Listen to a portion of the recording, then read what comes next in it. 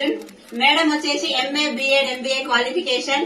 అక్కడ జాబులు రాకుండా ఇబ్బంది పడుతున్న టైంలో, ప్రిపేర్ అవుతున్న టైంలో ఒక వెస్టీజ్ ప్లాట్ఫామ్ ని పట్టుకొని ఒక మంచి ఇల్లును కూడా తీసుకుంది మేడం. మేడం జర్నీ మేడం మాటల్లోనే విందాం.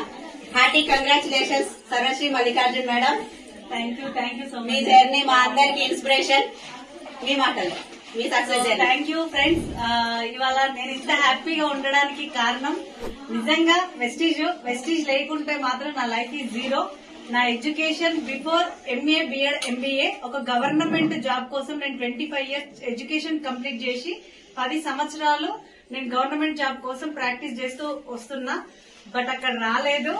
సో నేను లాక్డౌన్ లో జాబు, శాలరీ, స్టడీ ఈ 3 వెళ్ళిపోయినప్పుడు నేను ఖాళీగా ఉన్న టైంలో నాకు ఈ ప్లాట్ఫామ్ పరిచయం చేసిన my great leader Saidul sir గారు. Thank you sir. సార్ పరిచయం చేసినప్పుడు నేను వినలేదు, ఎందుకంటే నేను డబుల్ పీజీ కదా అన్నట్టు నేను నా ఎడ్యుకేషన్ వైపు